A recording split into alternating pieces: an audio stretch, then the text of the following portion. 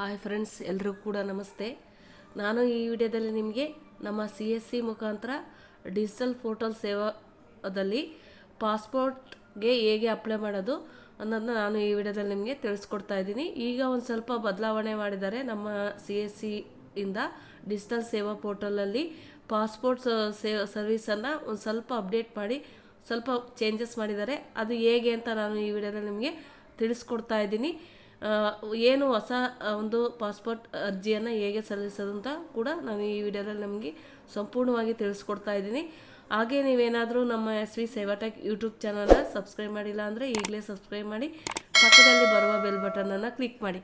ನಾವೀಗ ನಿಮಗೆಲ್ಲರಿಗೂ ಗೊತ್ತು, ನಮ್ಮ CSC ಇಂದ ಡಿಜಿಟಲ್ ಸೇವಾ ಪೋರ್ಟಲನ್ನು ನಾವು ಲಾಗಿನ್ ಮಾಡಿದಾಗ ಈ ರೀತಿಯಾಗಿ ಲಾಗಿನ್ ಓಪನ್ ಆಗುತ್ತೆ. ನಮಗೆ ಇದ್ರ ಮೇಲೆ ನಾವು ಕ್ಲೋಸ್ ಕೊಡೋಣ. ಈ ರೀತಿಯಾಗಿ ನಮಗೆ ಡ್ಯಾಶ್ಬೋರ್ಡ್ ಓಪನ್ ಆಗುತ್ತೆ.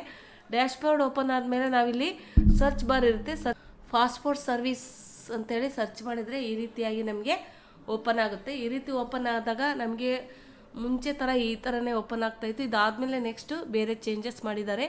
ಇಲ್ಲಿ ನಾವು ಕರ್ನಾಟಕದಲ್ಲಿರೋದ್ರಿಂದ ನಾವು RPOನ ಬೆಂಗಳೂರು ತೊಗೋಬೇಕಾಗುತ್ತೆ, RPOನ.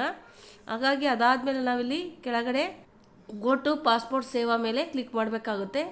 ಗೋ ಟು ಪಾಸ್ಪೋರ್ಟ್ ಸೇವಾ ಮೇಲೆ ಕ್ಲಿಕ್ ಮಾಡಿದಾಗ ಈ ರೀತಿಯಾಗಿ ನಮಗೆ ಡ್ಯಾಶ್ಬೋರ್ಡ್ನ ಚೇಂಜಸ್ ಮಾಡಿದ್ದಾರೆ. ಇವಾಗ ಮುಂಚೆ ಈ ಥರ ಇರಲಿಲ್ಲ, ಬೇರೆ ಥರ ಇತ್ತು. ಒಂದು ಸ್ವಲ್ಪ ಅಪ್ಡೇಟ್ ಮಾಡಿ ಚೇಂಜಸ್ನ ಮಾಡಿದ್ದಾರೆ. ಆದರೆ ಬೇರೆ ಅಪ್ಲೈ ಮಾಡೋದೆಲ್ಲ ಸೇಮ್ ಇರುತ್ತೆ. ನಾನು ನಿಮಗೆ ತಿಳಿಸ್ಕೊಡ್ತಾ ಇದ್ದೀನಿ.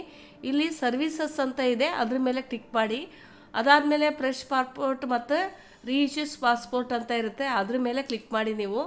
ಇಲ್ಲಿ ನಮಗೆ ಪಾಸ್ಪೋರ್ಟ್ ನಂಬರು ಮತ್ತು ಡೇಟ್ ಆಫ್ ಬರ್ತ್ ಕೇಳುತ್ತೆ. ಆದರೂ ಅವಶ್ಯಕತೆ ಇರಲ್ಲ ನಮಗೆ, ಯಾಕೆಂದರೆ ಇದು ಏನಾದರೂ ಬೇರೆ ರೀಇಶ್ಯೂ ಇರೋದ್ರಿಂದ ಅದನ್ನು ಕೇಳುತ್ತದು ನಾವು ಅಂತ. ಅದ್ರ ಮೇಲೆ ನಾವು ಕ್ಲಿಕ್ ಮಾಡಬೇಕಾಗುತ್ತೆ. ಅದ್ರ ಮೇಲೆ ಕ್ಲಿಕ್ ಮಾಡಿದಾಗ ಇಲ್ಲಿ ನಾವು ಏನು ಬೆಂಗಳೂರು ಆಫೀಸ್ನ ತೊಗೊಂಡಿರ್ತೀವೋ ಆ ಬೆಂಗಳೂರು ಇರುತ್ತೆ. ಅದಾದಮೇಲೆ ನಾವು ನೆಕ್ಸ್ಟ್ ಮೇಲೆ ಕ್ಲಿಕ್ ಮಾಡಬೇಕಾಗುತ್ತೆ. ನೆಕ್ಸ್ಟ್ ಮೇಲೆ ಕ್ಲಿಕ್ ಮಾಡಿದಾಗ ನಾವು ಮೊದಲನೇದಾಗಿ ನಾವು ಯಾವ ರೀತಿ ಓಪನ್ ಆಗೋದು ಆ ರೀತಿ ಒಂದೊಂದೇ ಸ್ಟೆಪ್ ನಾವು ಸೇವ್ ಮಾಡ್ತಾ ಹೋಗಬೇಕಾಗುತ್ತೆ. ಇಲ್ಲಿ ಫ್ರೆಶ್ ಪಾಸ್ಪೋರ್ಟ್ ಮತ್ತು ರೀಇಶ್ಯೂಸು, ನಾನು ಫ್ರೆಶ್ ಪಾಸ್ಪೋರ್ಟ್ನ ಯಾವ ರೀತಿ ಅಪ್ಲೈ ಮಾಡೋದಂತ ನಾನು ನಿಮಗೆ ತಿಳಿಸ್ಕೊಡ್ತಾನೆ. ಪ್ರೆಸ್ ಮೇಲೆ ಕ್ಲಿಕ್ ಮಾಡ್ತಾ ಇದ್ದೀನಿ. ನಾರ್ಮಲು ಮತ್ತು ತತ್ಕಾಲ್ ಇದೆ, ನಾನು ನಾರ್ಮಲ್ ಮೇಲೆ ಕ್ಲಿಕ್ ಮಾಡ್ತಾ ಇದ್ದೀನಿ. ಅದಾದಮೇಲೆ ನಾರ್ಮಲ್ ಯಾವಾಗಲೂ ಪಾಸ್ಪೋರ್ಟು ನಾವು 36 ಪೇಜ್ ತಗೊಳ್ಳೋದು ಬೆಸ್ಟು. ಹಾಗಾಗಿ ನಾನು 36 ಪೇಜನ್ನ ತಗೊಳ್ತಾ ಇದ್ದೀನಿ ನಾರ್ಮಲಿಗೆ. ಸೇವ್ ಆ್ಯಂಡ್ ನೆಕ್ಸ್ಟ್ ಮೇಲೆ ಕ್ಲಿಕ್ ಮಾಡೋಣ. ನೆಕ್ಸ್ಟ್ ಮೇಲೆ ಕ್ಲಿಕ್ ಮಾಡಿದಾಗ ಈ ರೀತಿ ಓಪನ್ ಆಗುತ್ತೆ. ಅವ್ರದ್ದು ನೇಮನ್ನು ನಾವಿಲ್ಲಿ ಆಧಾರಲ್ಲಿರೋ ಥರ ಹಾಕಬೇಕಾಗುತ್ತೆ ಇದ್ರ ಮೇಲೆ. ಅದಾದಮೇಲೆ ಇಲ್ಲಿ ಸರ್ನೇಮ್ ಇದ್ದರೆ ಸರ್ನೇಮ್ನ ಹಾಕಬೇಕಾಗುತ್ತೆ. ಅದಾದಮೇಲೆ ಜೆಂಡರ್ನ ಹಾಕಬೇಕಾಗುತ್ತೆ ನಾವಿಲ್ಲಿ. ಅದಾದಮೇಲೆ ಅವ್ರೇನಾದರೂ ನೇಮ್ ಅದರ್ ನೇಮಲ್ಲಿ ಹ್ಯಾಸ್ ಬೀನ್ ನಾವು ಅದರ್ ನೇಮ್ ಅಂತ ಇದ್ದರೆ ಎಸ್ ಆರ್ ನೋ ಕೊಡಿ. ಅವರು ನೇಮ್ ಏನಾದರೂ ಚೇಂಜಸ್, ಮುಂಚೆ ಬೇರೆ ನೇಮ್ ಇದ್ದು ಈಗ ನೇಮ್ ಚೇಂಜ್ ಇದ್ದರೆ ಎಸ್ ಆರ್ ನೋ ಕೊಡಿ.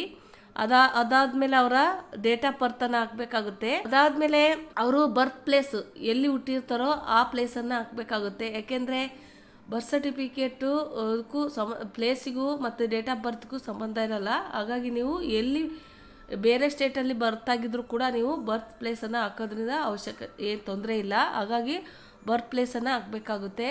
ಅದಾದಮೇಲೆ ಅವರ ಮ್ಯಾರಿಟೇಜ್ ಡೇಟನ್ನು ಹಾಕಬೇಕಾಗುತ್ತೆ. ಅದಾದಮೇಲೆ place birth out of India ಅಂತ ಕೇಳುತ್ತೆ, ಎಸ್ ಆರ್ ನೋ ಕೊಡಿ. ಔಟ್ ಆಫ್ ಇಂಡಿಯಾ ಇದ್ದರೆ ಎಸ್ ಆರ್ ನೋ ಕೊಡಿ. ಅದಾದಮೇಲೆ ನಾವಿಲ್ಲಿ ಸಿಟಿಜನ್ಶಿಪ್ ಆಫ್ ಇಂಡಿಯನ್ ಬೈ ಅಂತ ಕೇಳುತ್ತೆ, ರಿಲಿಜನ್ ನ್ಯಾಷನಲೈಸೇಷನ್ ಅದ್ರ ಬಗ್ಗೆ ನೀವು ಇಲ್ಲಿ ಕೊಡಬೇಕಾಗುತ್ತೆ. ಅದಾದಮೇಲೆ ಫಾರ್ಮ್ ನಂಬರ್ ಇದ್ದರೆ ಹಾಕ್ಬೋದು, ಇಲ್ಲಾಂದರೆ ಇಲ್ಲ. ವೋಟರ್ ಐ.ಡಿನೂ ಕೂಡ ಅವೈಲಬಲ್ ಇದ್ದರೆ ಹಾಕ್ಬೋದು, ಇಲ್ಲಾಂದರೆ ಇಲ್ಲ. ಅದಾದಮೇಲೆ ಇಲ್ಲಿ ಎಂಪ್ಲಾಯ್ ಟೈಪನ್ನು ನಾವಿಲ್ಲಿ ಸೆಲೆಕ್ಟ್ ಮಾಡಬೇಕಾಗುತ್ತೆ. ಅವರು government, home maker, not employed, others, own partner, ಆ ಥರ ಸ್ಟೂಡೆಂಟು, ಸೆಲ್ಫ್ ಎಂಪ್ಲಾಯ್ಡ್, ಆ ಥರ ಯಾವುದು ಇರುತ್ತೋ ಅದನ್ನು ನೀವು ಇಲ್ಲಿ ಸೆಲೆಕ್ಟ್ ಮಾಡಬೇಕಾಗುತ್ತೆ. ಅದಾದಮೇಲೆ ನಾನ್ ECR ಅದಿದ್ದರೆ ಎಸ್ ಆರ್ ನೋ ಕೊಡಿ. ಈ ಕೆಲವೊಂದು ECR ಬಗ್ಗೆ ಇಲ್ಲಿ ಇದನ್ನು ಓದ್ಕೊಂಡು ನೀವು ಎಸ್ ಆರ್ ನೋ ಕೊಡಬೇಕಾಗುತ್ತೆ ನೀವು. ಅದಾದಮೇಲೆ ECR ಎಸ್ ಆರ್ ನೋ ಕೊಟ್ಟ ಮೇಲೆ ನಾವಿಲ್ಲಿ ಅವರ ಏನಾದರೂ ಅವ್ರದ್ದು ಮಾರ್ಕ್ ಇದ್ದರೆ ಏನಾದರೂ ಅವರ ಬಾಡಿಯಲ್ಲಿ ಯಾವುದಾದ್ರೂ ಮಾರ್ಕು ನೆಕ್ಸ್ಟ್ ಏನಾರ ಆದಾಗ ಗುರುತಿಸ್ಲಿಕ್ಕೆ ಆ ಮಾರ್ಕ್ ಏನಾರ ಇದ್ದರೆ ನೀವು ಇಲ್ಲಿ ಮೆನ್ಷನ್ ಮಾಡಬೇಕಾಗುತ್ತೆ. ಅದಾದಮೇಲೆ ಇಲ್ಲಿ ಆಧಾರ್ ನಂಬರ್ನ ಹಾಕಬೇಕಾಗುತ್ತೆ ಕಂಪಲ್ಸರಿ. ಎಸ್ ಅಗ್ರಿ ಮೇಲೆ ಕ್ಲಿಕ್ ಮಾಡಿ ಸೇವ್ ಆ್ಯಂಡ್ ನೆಕ್ಸ್ಟ್ ಮೇಲೆ ಕ್ಲಿಕ್ ಮಾಡಬೇಕಾಗುತ್ತೆ. ನಾನಿವಾಗ ಎಲ್ಲ ಫಿಲ್ ಮಾಡಿದ್ದೀನಿ. ಅದಾದಮೇಲೆ ನಾವು ಎಸ್ ಅಗ್ರಿ ಮೇಲೆ ಕ್ಲಿಕ್ ಮಾಡಿ ಸೇವ್ ಆ್ಯಂಡ್ ನೆಕ್ಸ್ಟ್ ಮೇಲೆ ಕ್ಲಿಕ್ ಮಾಡೋಣ. ಸೇವ್ ಆ್ಯಂಡ್ ಕಂಟಿನ್ಯೂ ಮೇಲೆ ಕ್ಲಿಕ್ ಮಾಡಿದಾಗ ಇಲ್ಲಿ ನಮಗೆ ಅಪ್ಲಿಕೇಶನ್ ರೆಫರೆನ್ಸ್ ನಂಬರ್ನೂ ಕೂಡ ತೋರಿಸ್ತಾ ಇದೆ. ಇಲ್ಲಿ ನಾವು ಇಲ್ಲಿ ಅವರ ಫಾದರ್ ನೇಮನ್ನು ಹಾಕಬೇಕಾಗುತ್ತೆ ಫಸ್ಟಲ್ಲಿ. ಅದಾದಮೇಲೆ ಮದರ್ ನೇಮ್ ಹಾಕಬೇಕಾಗುತ್ತೆ. ಫಾದರ್ ಮದರ್ ಇಲ್ಲ ಅಂದರೆ ಗಾರ್ಡಿಯನ್ ನೇಮ್ನ ಹಾಕಬೇಕಾಗುತ್ತೆ.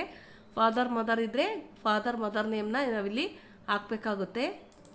ಫಾದರ್ ಮದರ್ ನೇಮ್ ಹಾಕಿದ ಮೇಲೆ ಸರ್ ನೇಮ್ ಇದ್ದರೆ ಹಾಕಿ, ಇಲ್ಲ ಅಂದರೆ ಇಲ್ಲ. ಸೇವ್ ಆ್ಯಂಡ್ ನೆಕ್ಸ್ಟ್ ಮೇಲೆ ಕ್ಲಿಕ್ ಮಾಡಿ.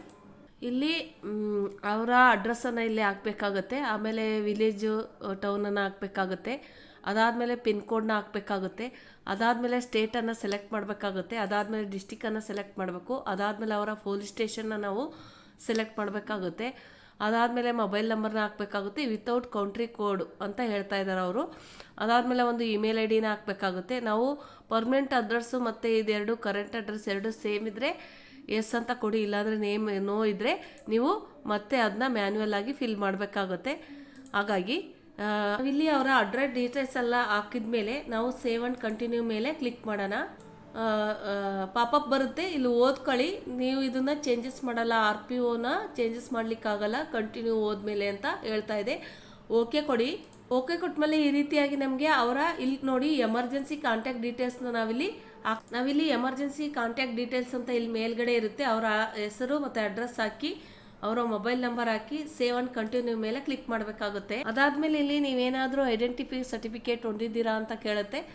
ಇಲ್ಲಿ ಟಿಬೆಟಿಯನ್ಸ್ ಆ ಥರದ್ದು ನೋ ಕೊಡಿ. ನೀವೇನಾದರೂ ಈಗಾಗಲೇ ಪಾಸ್ಪೋರ್ಟ್ನ ತಗೊಂಡು ಇಲ್ಲಿ ಡೀಟೇಲ್ಸ್ ಇದ್ದರೆ ಎಸ್ ಕೊಟ್ಟರೆ ನೀವು ಡೀಟೇಲ್ಸ್ನ ಫಿಲ್ ಮಾಡಬೇಕಾಗುತ್ತೆ. ನಾವು ಯಾಕಂದರೆ ಹೊಸದು ಅಪ್ಲೈ ಮಾಡೋದ್ರಿಂದ ಡೀಟೇಲ್ಸ್ ನಾಟ್ ಅವೈಲೇಬಲ್ ಮೇಲೆ ಕ್ಲಿಕ್ ಮಾಡಿ. Your applied passport but not issued.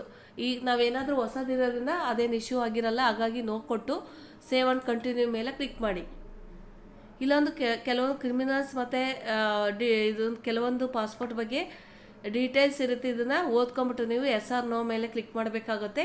ಅದಾದಮೇಲೆ ಸೇವ್ ಆ್ಯಂಡ್ ನೆಕ್ಸ್ಟ್ ಮೇಲೆ ಕ್ಲಿಕ್ ಮಾಡಿ. ಅದಾದಮೇಲೆ ನಮಗೆ ಪ್ರಿವ್ಯೂ ಒಂದು ಪಾಸ್ಪೋರ್ಟ್ ಇಲ್ಲಿ ತೋರಿಸ್ತಾ ಇರುತ್ತೆ. ಎಲ್ಲ ಕರೆಕ್ಟ್ ಇದ್ದರೆ ಅಗ್ರಿ ಮೇಲೆ ಕ್ಲಿಕ್ ಮಾಡಿ.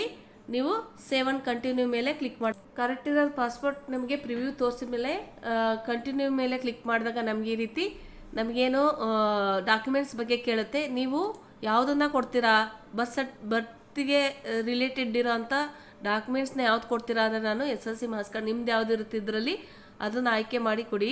ಅದಾದಮೇಲೆ ಇಲ್ಲಿ ಒಂದು ಅಡ್ರೆಸ್ ಪ್ರೂಫಿಗೆ ಆಧಾರ್ ಕಾರ್ಡ್ ಇದ್ದರೆ ಕೊಡಿ. ಆಧಾರ್ ಅಂತಲೂ ಇದೆ, ಹಂಗಾಗಿ ಆಧಾರ್ ಕಾರ್ಡ್ನ ನಾನು ಕೊಡ್ತಾ ಇದ್ದೀನಿ. ಅದಾದಮೇಲೆ ಕೆಳಗಡೆ ಅಗ್ರಿ ಮೇಲೆ ಕ್ಲಿಕ್ ಮಾಡಿ, ಪ್ಲೇಸನ್ನು ಹಾಕಿ ಸೇವ್ ಮೇಲೆ ಕ್ಲಿಕ್ ಮಾಡಿ. ಸೇವ್ ಮೇಲೆ ಕ್ಲಿಕ್ ಮಾಡಿದಾಗ ಈ ರೀತಿಯಾಗಿ ಓಪನ್ ಆಗುತ್ತೆ. ಸೇವ್ ಮೇಲೆ ಕ್ಲಿಕ್ ಮಾಡಿದಾಗ ಈ ರೀತಿಯಾಗಿ ಸೇವ್ ಆಗುತ್ತೆ. ಸೇವ್ ಆದಮೇಲೆ ನಾವು ಪ್ರಿವ್ಯೂ ಮೇಲೆ ಕ್ಲಿಕ್ ಮಾಡಿ. ಎಲ್ಲ ಡೀಟೇಲ್ಸು ಕೂಡ ಇಲ್ಲಿ ತೋರಿಸ್ತಾ ಇರುತ್ತೆ. ನೀವು ಇದನ್ನು ಪ್ರಿವ್ಯೂನಲ್ಲಿ ಕ್ಲಿಕ್ ಮಾಡಿದಾಗ ಇಲ್ಲಿ ನಿಮ್ಗೆ ಏನಾದರೂ ಬೇಕು ಅಂತ ಪ್ರಿಂಟ್ ತಗೊಳ್ಳಿ. ಇಲ್ಲಿ ಕ್ಲೋಸ್ ಮೇಲೆ ಕ್ಲಿಕ್ ಮಾಡಿ. ವಾಪಸ್ ಬಂದು ನಾವು ಅಗ್ರಿ ಮೇಲೆ ಕ್ಲಿಕ್ ಮಾಡಿ ಪೇ ಆ್ಯಂಡ್ ಸಬ್ಮಿಟ್ ಮೇಲೆ ಕ್ಲಿಕ್ ಮಾಡಿ. ಪೇ ಆ್ಯಂಡ್ ಸಬ್ಮಿಟ್ ಮೇಲೆ ಕ್ಲಿಕ್ ಮಾಡಿದಾಗ 100 ರೂಪೀಸ್ ತೋರಿಸ್ತಾ ಇರುತ್ತೆ. ನಮ್ಮ ವ್ಯಾಲೆಟಿಂದ 41 ರೂಪೀಸ್ 41.86 ಹೋಗಿ ಕಟ್ಟಾಗುತ್ತೆ. ನಿಮ್ಮ ಪಾಸ್ವರ್ಡ್ ಮತ್ತು ವ್ಯಾಲೆಟ್ ಪಾಸ್ವರ್ಡ್ನ ಹಾಕಿ ನೀವು ಪೇ ಮಾಡಬೇಕು. ಈ ರೀತಿಯಾಗಿ ನಮಗೆ ಓಪನ್ ಆಗುತ್ತೆ. ಮೈ ಅಪ್ಲಿಕೇಶನ್ ಮೇಲೆ ನಾವು ಬರಬೇಕಾಗುತ್ತೆ. ಮೈ ಅಪ್ಲಿಕೇಶನ್ ಮೇಲೆ ಬಂದಾಗ ಇಲ್ಲಿ ನಾವು ಇವತ್ತಿನ ಹಾಕಿರೋಂಥ ಅಪ್ಲಿಕೇಶನ್ ಇರುತ್ತೆ. ಇಲ್ಲಿ 3 ಡಾಟ್ಸ್ ಇದೆ. 3 ಡಾಟ್ಸ್ ಮೇಲೆ ಕ್ಲಿಕ್ ಮಾಡಿ ನೀವು ವ್ಯೂ ಮೇಲೆ ಕ್ಲಿಕ್ ಮಾಡಿ.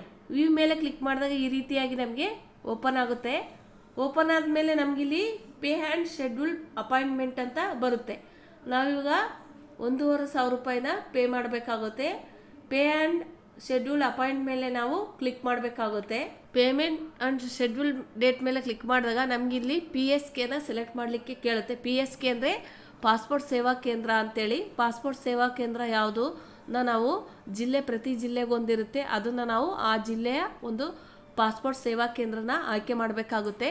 ನಾನು ಪಾಸ್ಪೋರ್ಟ್ ಸೇವಾ ಕೇಂದ್ರ ನಿಮ್ದು ಯಾವುದಿರುತ್ತೋ ಅದನ್ನು ನೀವು ನಿಮ್ಮ ಹತ್ತಿರದ ಪಾಸ್ಪೋರ್ಟ್ ಸೇವಾ ಕೇಂದ್ರನ ಸೆಲೆಕ್ಟ್ ಮಾಡಿ ಓಕೆ ಮೇಲೆ ಕ್ಲಿಕ್ ಮಾಡಿ. ಓಕೆ ಮೇಲೆ ಕ್ಲಿಕ್ ಮಾಡಿದಾಗ ಈ ರೀತಿಯಾಗಿ ನಿಮಗೆ ತೋರಿಸುತ್ತೆ. ಇಲ್ಲಿ ನಾವು ಡೇಟನ್ನು ಕ್ಲಿಕ್ ಮಾಡಬೇಕಾಗುತ್ತೆ. ನಮಗೆ ಯಾವ ಡೇಟ್ ಅವೈಲಬಲ್ ಇದೆ ಅಂತ ನಾವು ತೋರಿಸುತ್ತೆ. ನಮಗೆ 12ಕ್ಕಿದೆ, 20ಕ್ಕಿದೆ, 23ಕ್ಕಿದೆ, 24ಕ್ಕಿದೆ, 25ಕ್ಕಿದೆ ಈ ತಿಂಗಳಲ್ಲಿ. ಅದೇ ನಾವು ನೆಕ್ಸ್ಟ್ ಹೋದರೆ ಅವೈಲೇಬಲ್ ತೋರಿಸಲ್ಲ. ಅದು 1 ತಿಂಗಳು ಮುಂಚೆನೇ ತೋರಿಸಲ್ಲ. ಈ ತಿಂಗಳಿರೋ ಅಂಥ ಡೇಟ್ಗಳನ್ನು ನಾವು ನಿಮಗೆ ಈ ಒಂದು ಪಾಸ್ಪೋರ್ಟ್ ಸೇವಾ ಕೇಂದ್ರದಲ್ಲಿ ನಮಗೆ ತೋರಿಸುತ್ತೆ. ಇದನ್ನ ಸೆಲೆಕ್ಟ್ ಮಾಡಿ ನಾವು ಮೇಕ್ ಎ ಪೇಮೆಂಟ್ ಮೇಲೆ ಕ್ಲಿಕ್ ಮಾಡಬೇಕಾಗುತ್ತೆ. ನಾವು ಡೇಟನ್ನು ಸೆಲೆಕ್ಟ್ ಮಾಡಿ ಮೇಕ್ ಎ ಪೇಮೆಂಟ್ ಮೇಲೆ ಕ್ಲಿಕ್. ಮೇಕ್ ಎ ಪೇಮೆಂಟ್ಗೆ ಆರ್ ಯು ಶೂರ್ ಅಂತ ಕೇಳುತ್ತೆ. ಅಪಾಯಿಂಟ್ಮೆಂಟ್ ಬುಕ್ ಲೊಕೇಟೆಡ್ ಕರೆಕ್ಟ್ ಅಂತ ಓಕೆ ಮೇಲೆ ಕ್ಲಿಕ್ ಮಾಡಿ. ಅದಾದಮೇಲೆ ನಮಗೆ ಈ ರೀತಿಯಾಗಿ ತೋರಿಸುತ್ತೆ ಎಷ್ಟನ್ನು ನಾವು ಪೇಮೆಂಟ್ ಮಾಡಬೇಕಾಗುತ್ತೆ ಅಂತ. ಹಾಗಾಗಿ ನಾವಿಲ್ಲಿ ಪೇ ನಾವು ಮೇಲೆ ಕ್ಲಿಕ್ ಮಾಡಬೇಕಾಗುತ್ತೆ. ಈ ರೀತಿಯಾಗಿ ನಮಗೆ ತೋರಿಸುತ್ತೆ. ಪೇ ನಾವು ಮೇಲೆ ಕ್ಲಿಕ್ ಮಾಡಿದಾಗ ಇಲ್ಲಿ ನೋಡಿ SBI ನೆಟ್ ಬ್ಯಾಂಕಿಂಗ್ ಇದೆ, ಸ್ಟೇಟ್ ಬ್ಯಾಂಕ್ ಆಫ್ SBI ಇದು ಡೆಬಿಟ್ ಕಾರ್ಡ್ ಇದೆ, UPI ಪಿನ್ ಇದೆ. ಅದಾದಮೇಲೆ ಅದರ್ಸ್ ಬ್ಯಾಂಕಿಂಗ್ ನೆಟ್ ಬ್ಯಾಂಕಿಂಗ್ ಇದೆ, ಅದರ್ಸ್ ಬ್ಯಾಂಕಿಂಗ್ ಡೆಬಿಟ್ ಕಾರ್ಡ್ ಇದೆ, ಕ್ರೆಡಿಟ್ ಕಾರ್ಡ್ಸ್ ಇದೆ. ಈ ರೀತಿ ಏನಾದರೂ ಕ್ರೆಡಿಟ್ಸ್ ಕಾರ್ಡ್ ತಗೊಂಡ್ರೆ ಎಕ್ಸ್ಟ್ರಾ 17 ರೂಪಾಯಿ 70 ಪೈಸೆನ ನೀವು ಎಕ್ಸ್ಟ್ರಾ ಕಟ್ಟಬೇಕಾಗುತ್ತೆ. ನಾನು UPI ಮೇಲೆ ಕ್ಲಿಕ್ ಮಾಡ್ತಾ ಇದ್ದೀನಿ. UPI ಮೇಲೆ ಕ್ಲಿಕ್ ಮಾಡಿದಾಗ ಈ ರೀತಿ QR ಕೋಡ್ ಯಾವ್ದು ಬೇಕು ಅದನ್ನು ಸೆಲೆಕ್ಟ್ ಮಾಡಬೇಕಾಗುತ್ತೆ. ನಾವು your transaction status in success ಅಂತ ಬಂತು. ಓಕೆ ಮೇಲೆ ಕ್ಲಿಕ್ ಮಾಡೋಣ. ಓಕೆ ಮೇಲೆ ಕ್ಲಿಕ್ ಮಾಡಿದಾಗ your success payment is success ಬಂತು. ಸ್ವಲ್ಪ ವೆಯ್ಟ್ ಮಾಡಿದರೆ ಅದೇ ನಮಗೆ ತೋರಿಸುತ್ತೆ ಓಕೆ ಅಂತ ಕೇಳ್ತಾ ಇದೆ. ಸಕ್ಸಸ್ ಆದಮೇಲೆ ನಾವಿಲ್ಲಿ ಪ್ರಿಂಟ್ ರೆಸಿಪ್ಟ್ನ ತಗೋಬೇಕಾಗುತ್ತೆ.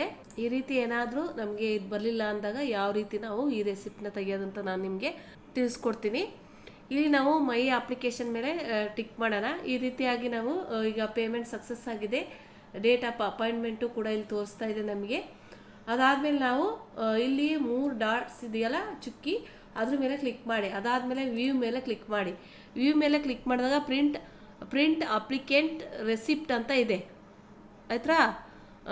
ಅದ್ರ ಮೇಲೆ ಕ್ಲಿಕ್ ಮಾಡಿ. ನೋಡಿ ಇದು ಆರಾಮಾಗೆ ನಿಮಗೆ ಸಿಗುತ್ತೆ. ನಿಮಗೆ ಆ ಒಂದು ರೆಸಿಪ್ಟ್ ನಿಮಗೆ ತಗೋಬೋದು. ಅದಾದಮೇಲೆ ಇಲ್ಲಿ ಗೆಟ್ ಅಪಾಯಿಂಟ್ಮೆಂಟ್ಗೆ SMS ಅಂದರೆ ಅವ್ರಿಗೆ SMS ಹೋಗುತ್ತಷ್ಟೇ.